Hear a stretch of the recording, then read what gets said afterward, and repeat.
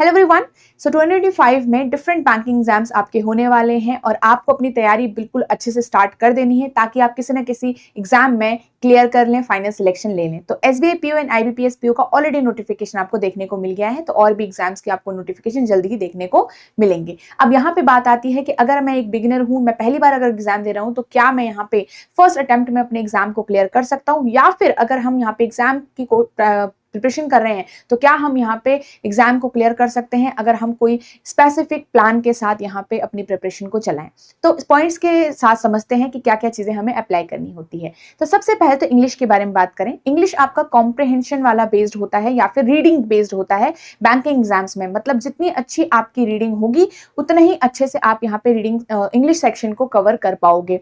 तो रीडिंग पे बहुत अच्छे से ध्यान देना है, रीडिंग हैबिट बनानी है। न्यूज़पेपर आप पढ़िए, मैगजीन्स आप यहाँ पे पढ़ सकते हो और ग्रामर पे भी साथ के साथ थोड़ा बहुत ध्यान दीजिए। पर ऐसा नहीं है कि इंग्लिश पूरी तरीके से ग्रामर पे आपका बेस है, तो इसमें बिल्कुल भी डरने की बात नहीं है। अगर आपकी थोड़ा भी इंग्लिश वीक है तो आप यहाँ पे हार्ड वर्क कर सकते हो, मेहनत करके इसको इंप्रूव कर सकते हो। क्वांट रीजनिंग की बात करें तो हर एक टॉपिक में आपको कॉन्सेप्चुअल क्लैरिटी रखनी है, जो भी इंपॉर्टेंट टॉपिक है आपके प्री के लिए, मेंस के लिए। फिर आपको सिर्फ प्रैक्टिस ही करनी है। एक बार आपका सिलेबस कवर हो जाता है उसके बाद आपको प्रैक्टिस ही करनी है। जितनी प्रैक्टिस करोगे उतना ही यहाँ पे आप अपने को इंप्रूव कर पाओगे और उतना ही आपको कॉन्फिडेंस भी होता रहेगा।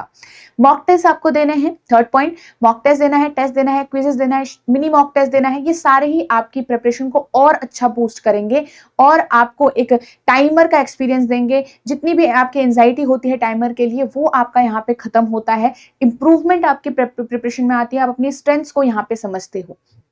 फोर्थ पॉइंट, आपको स्टार्टिंग से ही मेंस के लिए भी पढ़ना है। ऐसा नहीं है कि आपको सिर्फ प्री तक ही सोचना है, आपको मेंस तक भी पढ़ना है। तो जितने भी डीआई आपके आते हैं मेंस में, पजल्स आपकी आती हैं, उनको आपको साथ के साथ प्रैक्टिस करना है। तो स्टार्टिंग में अगर टाइम भी लग रहा है, आपको पेशेंस से यहाँ पे काम लेना है। हर कोई जो चैप्टर है आपको पेशेंस से साथ ही कवर करना है और धीरे धीरे आपके यहाँ पे भी मेंस लेवल क्वेश्चंस में भी इंप्रूवमेंट आपको देखने को मिलती है। एक स्ट्रेटेजिक वे में आपको तैयारी यहाँ पे करनी होती है। नेक्स्ट पॉइंट, आपको यहाँ पे जीए वाला जो पार्ट है वो भी स्टार्टिंग से ही पढ़ना है ताकि आपकी प्रिपरेशन में एट द एंड आपको सारा बर्डन यहाँ पे महसूस ना हो। तो सारी चीजें आपको स्टार्टिंग से ही ध्यान रखना कि मुझे यहाँ पे इंटरव्यू मेंस सारा क्लियर करना होता है एग्जाम के अंदर। ठीक है, तो ये सारे ही पॉइंट्स हैं। यहाँ पे ऐसी कोई भी दिक्कत नहीं है कि अगर आप पहली बार एग्जाम दे रहे हो तो आप अटेम्प्ट नहीं कर सकते, आपके चांसेस कम है। अगर आप एक सही टू डू लिस्ट बनाएं और उस पर काम करें जो आपके लिए फेवर करता हो, ऐसी स्ट्रेटेजी आपको बनानी है जो आपके लिए यहाँ पे वर्क करती है, तो आप अच्छे से एग्जाम को क्वालिफाई कर सकते हो। पहले भी आपने एग्जाम्पल देखे होंगे काफी स्टूडेंट जिन्होंने ऑलरेडी फर्स्ट अटेम्प्ट में यहाँ पे एग्जाम को क्वालिफाई किया है। So all the best.